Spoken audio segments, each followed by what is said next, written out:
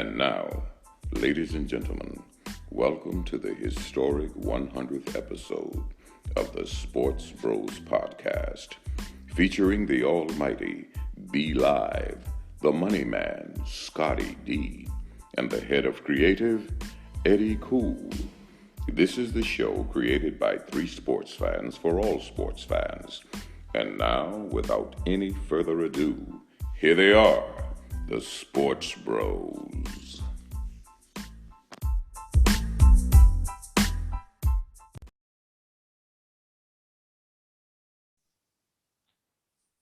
Ladies and gentlemen, welcome to a milestone episode of the Sports Bros Podcast. And that intro, that was a great intro. Episode 100, y'all. 100. And with that being said, I go by the name of Eddy, aka the HOC, here at the Sports Bros Podcast, the head of creative. And it's been 100 weeks that we have been doing this. I'm over the moon. I'm just so full of love, so full of energy, a tad bit emotional, but we're here now, right? We are here. And of course, baby. Yes. And of course, doing this long episodic journey, I can't do this by myself. I have two of the best co-hosts in the world. Introducing first, the almighty Be Live. What's happening? What's going on in the world today? I'll tell you what's going on. As Eddy Cool's already mentioned, that HOC's already mentioned, this is episode 100. And I'm going to tell you right now, this entire episode, we going to keep it. What they say, how the kids say a band, hundo, we're going to keep it 100. The entire episode's going to be like that. It's going to be straight fire. And then there's the other guy that Eddy Cool's going to introduce. All right, yeah. All right. All right, and with that being said, and making his 100th appearance on the Sports Bros Podcast, the pride of Washington, Pennsylvania, none other than the money man, Scottie D. Happy anniversary, guys. 2-year anniversary, 100 episodes. And you guys have been lucky to have me for 2 years now. 2 years of doing this. It's hard to believe because if you think about it, when we started this, we started with a little momentum going into March Madness. Then when we hit the 1-year anniversary, March Madness got canceled. So it's like taking 2 years to come full circle to get back to doing a March Madness episode because COVID canceled us last year on that deal. But man, it is good to have Selection Sunday this year. It was great on Sunday, wasn't it, guys? Just watching them. It's what it's supposed to be, seeing the kids sit together and getting excited, seeing their name get announced on TV. So we're going to get to March Madness here in a little bit. But Eddy, 100 episodes, buddy. Congratulations to both of you. Historic. So Eddy, I'm going to swing it back to you here, buddy. Happy anniversary. Happy anniversary, fellas. So here we go. I want to mention something. I want to mention something real quick before we jump into it, because I didn't even realize it till just now, though, because I've missed a couple of episodes. Me and you, Eddy, we've missed a couple of episodes when you were graduating. Scottie D, you've held us down for 100 episodes. You haven't missed one at all, have you? I missed 2 last summer when my dad was going through his medical issues. I probably personally, this is 98. I think it is. I think I missed 2, but we together here, baby. Sports Bros for 100. Oh man, absolutely. And I just wanted to give a quick shout out because it's just been amazing working with you, and that hurt to say. Felt good to hear it, though. Felt good to hear it. Thank you, guys. Yep. All right. And with that being said, 2 years, fellas, we've had a lot of moments on this podcast where it's been 2 years and some of everything has been going on in the world of sports, in the worlds of the almighty Be Live. So with that being said, fellas, 2 years doing this podcast. I'm gonna start with you, Scottie D. I got a question for both of y'all, for both of you. Scottie D, what's your most memorable moment in the sports world during our recording of the Sports Bros Podcast? 2 years now, it doesn't seem like a long time. There's not a whole lot of history that goes on in 2 years, but a lot does happen during that time period. B-Live and I actually kind of both agreed on a competitive memory. And I'll let you allude to that here in a moment. But, I was thinking about how significant it was when Tom Brady left the Patriots after 20 years. I was thinking of that as being one of them. But the most memorable thing, significant to me personally as a Los Angeles Laker fan, was the death of Kobe Bryant. And that was just something that hit not just me hard, but I've never seen anyone's death of a public figure affect so many people. We talked about that back when it happened, because I even got emotional when we were doing that episode, because of, I watched Kobe as a kid, as an 18-year-old kid in his rookie year, all the way up, through his final game, his retirement game, he scored 60 points and all that. And, he was special to me, but I was surprised when it happened how many people were reaching out to me like I knew him. Like, they were sad. People were generally sad about the death of Kobe Bryant. And a year later, it still resonates. But that one, that was an off the field thing involving a sports figure. And that was, a painful thing, but very memorable. But B-Live, I think you and I agree on what we thought was our most memorable, significant moment when it comes to actual competition sports. So I'm going to toss it over to you for this one. Oh, yeah. And I just want to say, absolutely, Kobe affected us all. Just his reach, his global reach is almost unheard of. But yeah, that's definitely very memorable. But yes, me and the Money Man, we agreed for like the first time. Took 100 episodes to happen. Yeah, it took 100 episodes. I think we can count on both hands how many times we've agreed. But Tiger Woods winning the Masters in 2019. What an incredible story.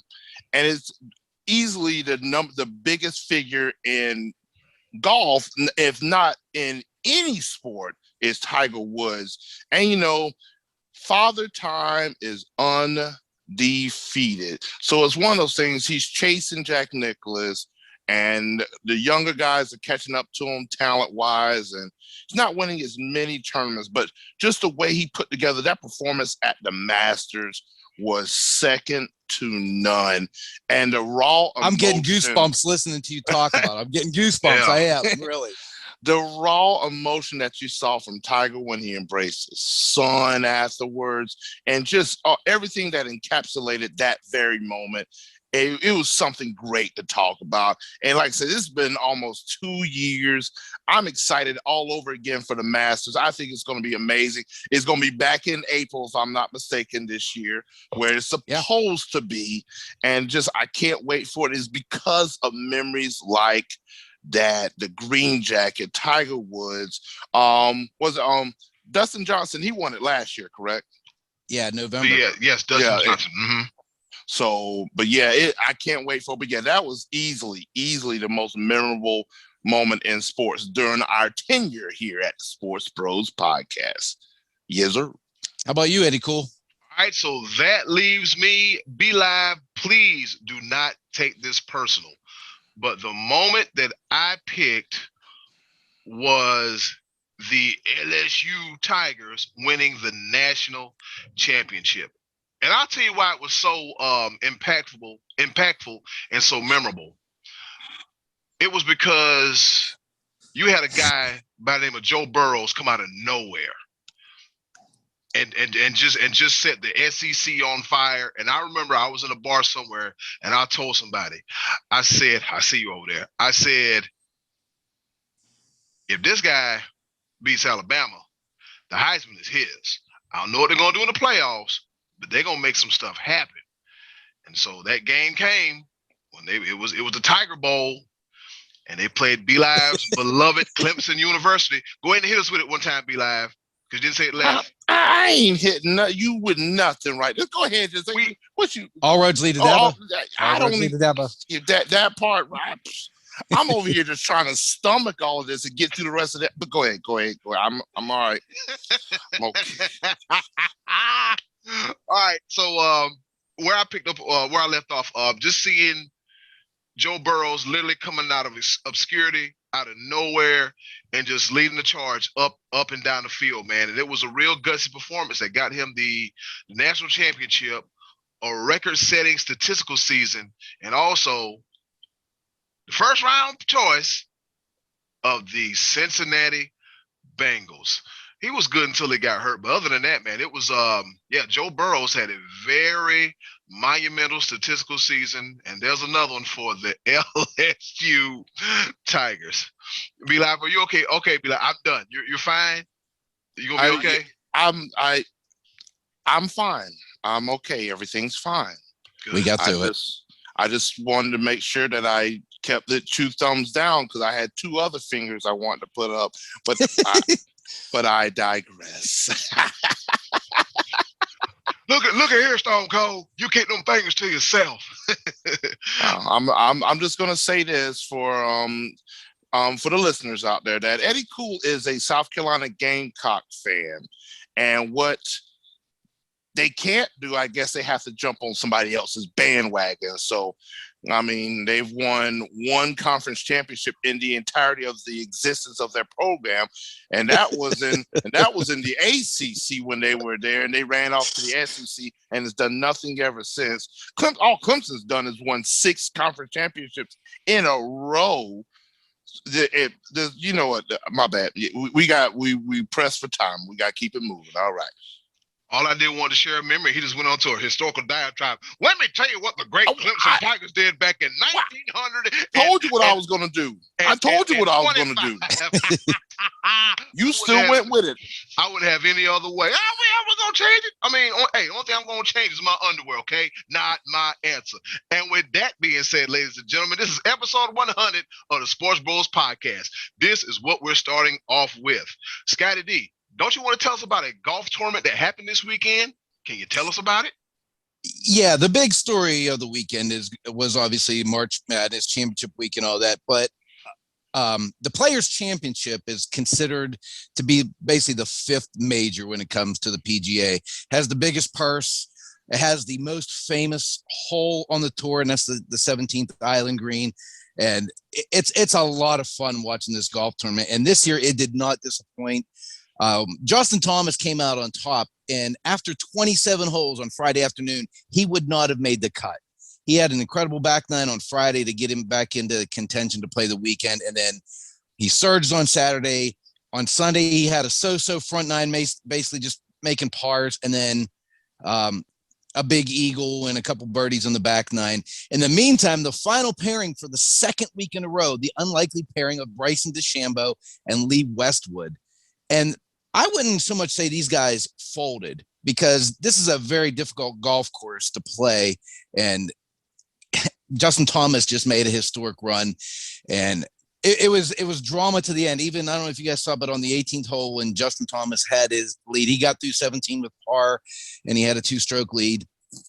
He hits I think it was a 5-wood, and it was bending. It looked like it was going to bend into the water, and it didn't. It stayed dry just by yards, and he ended up making par to win. But, you know, he's feeling the pressure because DeChambeau was having not a great day, but you know that this dude with his power can just vault himself right back in it. And on 16, he made an eagle. So he can go birdie and still tie. You know, that's a tall order on that golf course, but just knowing DeChambeau's back there breathing down his neck with that incredible driver that he has. And DeChambeau, I'm going to tell you guys, he's more than just power. He plays with he's got a great short game. He makes a lot of putts that are not just gimme putts. Anyway, it was a great tournament. I just wanted to, before we went endlessly into March Madness, before we dove headfirst into March Madness, I just wanted to acknowledge that Justin Thomas, man, this guy he's a young kid, and he's winning a lot of tournaments for a young kid, and he's here to stay. So great tournament for watching the Players Championship down at TPC Sawgrass. But the big story, March Madness. It is upon us, ladies and gentlemen. As we're recording, the women's brackets have just been released. Yes, the women's brackets have just been released, but we're going to talk about the guys, the bros, the boys. We're going to talk about the men's right now. All right, and as predicted, the number 1 seeds, kind of obvious, representing the West, we got Gonzaga. Michigan representing the East. Baylor down south, and Illinois during the Midwest. So, fellas, I'm looking at the brackets. They look pretty good. They look pretty strong. So I got a few questions for you. Here's the first question. Who's going to win it all this year? Be Live, I'll start with you first. I pick, pretty simple. They didn't win their conference, if I'm not mistaken, but just watching them play a couple of games later on in this season and everything, I think that Baylor has the recipe. Mm-hmm. Why? Like their guard play is second to none in NCAA. These guys can shoot lights out, and they can also put the ball on the court and drive to the hole. It's one of those things where Baylor gives you 5 people that you have to guard at all times. You can't. There's not too much help defense that you can do with Baylor, because Baylor will light you up. If you try help defense, they're pounded inside, pass it outside. Great passing, very unselfish team. I pick Baylor to win it all. All right, Scottie D, with that being said, who are you picking to win it all? Well, everyone and their mother are going with Gonzaga, and I don't really have any reason to not. By all accounts, this is the most talented team in the field, and it's like they're due. They're there every year in the conversation. I think this could be their year. It's been a crazy year. I have to admit, guys, I haven't watched college basketball as much this year as I ordinarily would. So I'm playing catch up like with a lot of the rest of the country. I'm watching what I'm hearing Jay Billis and Seth Davis and these guys say on TV, and I'm doing a little reading and research. I watched some college basketball. I watched Michigan play a couple times, and they kind of seem like they faded a little bit down the stretch. They lost a couple games here in the past week. I think they lost twice in the past week. That seemed uncharacteristic. I'm going to take Baylor getting upset by Purdue. I'm putting Purdue in the Final Four, coming out of the 4th spot. They would theoretically play Villanova in the second round. Villanova's having some injury issues. They're down a little bit. Some are even picking Winthrop to knock them off. I'm going Gonzaga all the way. I have, who did I take coming out? I think I took Texas out of that South bracket to come through Michigan side. So I got Gonzaga and Texas, and I've heard some people say Texas is a bad pick. They're ripe for the pickings. They've won some games, but not won convincingly. And then I'm going with Illinois, another Big Ten team. So those are my Final Four. But I can't say that I watched enough to say Gonzaga isn't good enough, because it seems like they are from everything I've seen and read. I watch a lot of highlights. I think this is going to be Gonzaga's. Yeah, and it seems like, is this the year for the Zags? I'm like, I don't know. I'm gonna be completely honest with you. I don't know, but from the way B-Lab was describing Baylor, man, you really can't put nothing past them. All right, fellas, and another question I want to ask: what games are you looking forward throughout the tournament? B-Lab, I'll go with you first. Well, a couple games I really that on my radar. Of course, my Clemson Tigers, they are a 7th seed. But here's something I'm going to tell you, and it's going to shock you. I think they lose in the first round. I picked them to. You picked them to lose in the first round? Yes, I did, yeah. So did I, and because I'm going to tell you exactly why. And as much as it hurt, I was not convinced, like during their they lost in the second round. They lost their first game in the ACC tournament, and they just did not look good against a Miami team that they were the 13th seed in the ACC, and that's just did not sit too well with me. But also, I'm gonna tell you who I'm looking forward to more than anything, though. I put Georgetown in the Elite Eight. Oh. I got Georgetown. I think they are one of the hottest teams right now.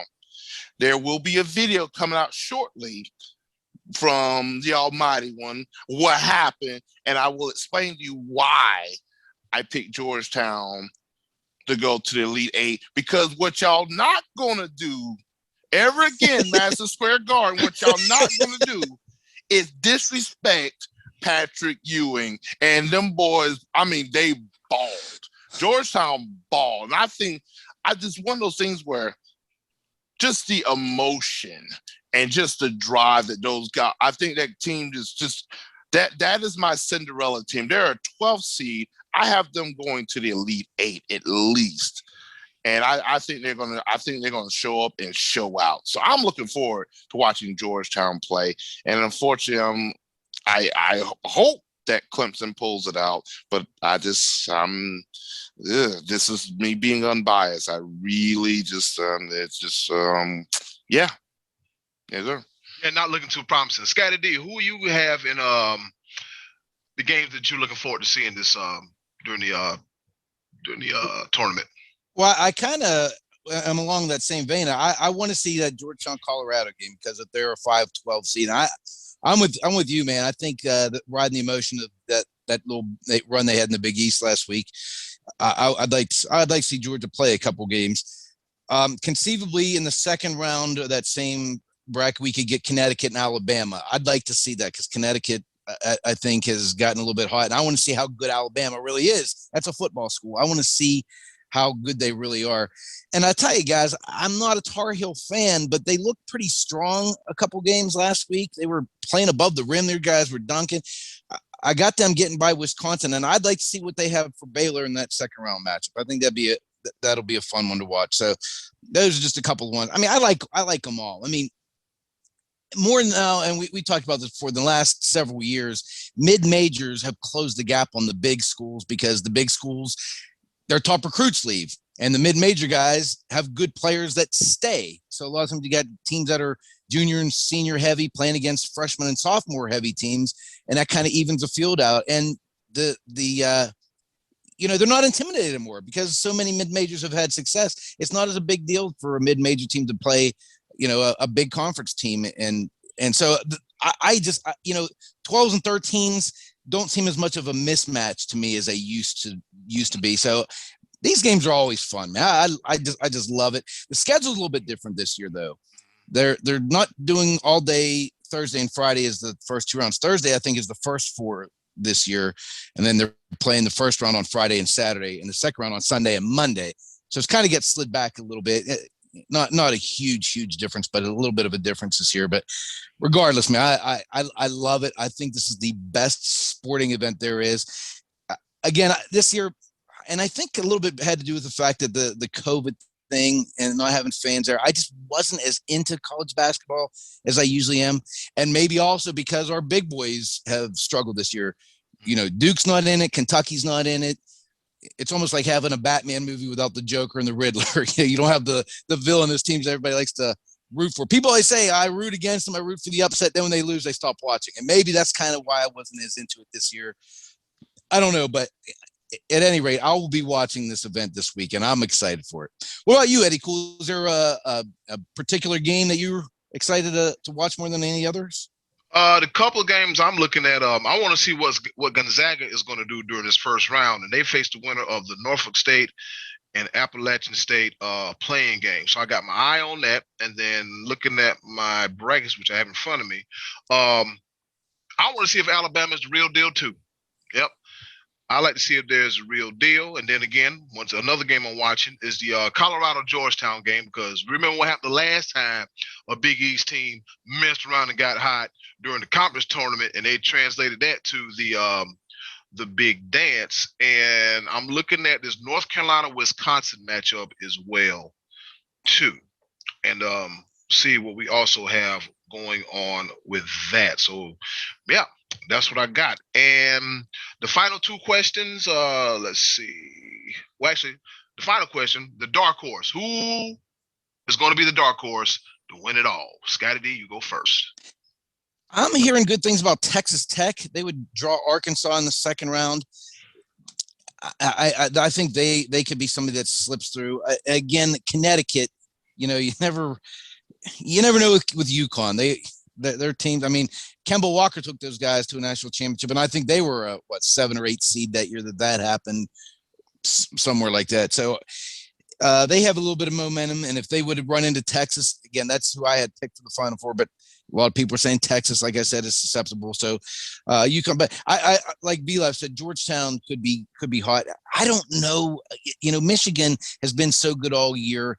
Maybe they'll have a little regroup here and handle their business. And who knows, Georgetown may not even get that far. But that's what makes it so exciting, watching the Cinderellas run. Yeah, B-Live, who you got for dark horse selection? I'm gonna say this. Georgia Tech. Ooh.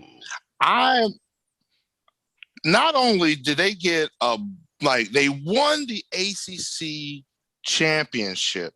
When have you ever heard the ACC champion as a 9 seed? Yeah, I don't think that's happened ever in the history of ever. No, especially not with North Carolina as an 8. Yeah, so and Virginia's a 4. See, the Virginia understand they did have to bow due to COVID. So I mean that did change the scheme of things. But I'm gonna tell you right now, I think Georgia Tech beats Illinois. You got Tennessee, Oregon State, Oklahoma State, Liberty. I think that it looks like it's a strong possibility there's going to be a surprise in that bracket, in the Midwest bracket. I'm curious to see how far Georgia Tech goes. Another team another little sleeper in there, Syracuse, ranked 11th, like last 4, almost like on the bubble, and they made it in. But when can you ever doubt Boeheim? They've done that before too. They've been like a really high seeded team and got upset, and then they've been a low seeded team and made runs. Sometimes Syracuse it's like they gel together late. It takes a better part of the season before they start gelling together. And we said the same thing about Michigan State, and they end up getting in. I think they're in the play-in game, but they're in anyway. They'll be playing in this tournament. And I'm also interested. I'm interested to see how Iowa holds up, because I told you I've seen them play a couple times and wasn't impressed, and they're a 2 seed. I'm interested to see how they hold up once they start getting into the teeth of the tournament. Yep. For me, I would also like to see what this Loyola and Georgia Tech game. I kind of got my eye on that, because as you said, B-Live, you got a low ranked seed that won the whole ACC tournament. And then, Loyola Chicago just doing what Loyola Chicago has been doing 2 of the past 3 years, and be a very good mid-major basketball team. Because as y'all mentioned, the gap between majors and mid-majors is really been closed, if not sealed. It hasn't been sealed yet, but it's been closed. Because don't forget, fellas, we've had Butler, Wichita State, Florida Gulf Coast, all those teams, do things like that and make a little noise in the college basketball tournament as well too. And a 16-1 finally a couple years ago. Yep. 3 years ago. Yep. Virginia went down. Yep. And I already forget who they lost to, but they lost the first time number 1 ever lost in the first round. And then they turned around and won it all the year after. So. Right, yeah. They're actually the defending champions 2 years later.